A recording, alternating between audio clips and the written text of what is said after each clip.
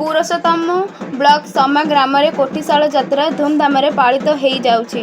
चांगू बजार शब्द कंपित होउछि सारा ग्राम। वर्ष वर्ष धरी समा ग्राम रे पारंपरिक पर्व कोठीशाल यात्रा होई आसुछि। प्रति वर्ष दशहरा दिन माँ मंगला समेत सात भौणी को आह्वान करी एक कोठरी रखी पूजा कर जाए। ग्राम लोक माने राति रे एकाठी होई विभिन्न लोककला प्रदर्शन करिथांती।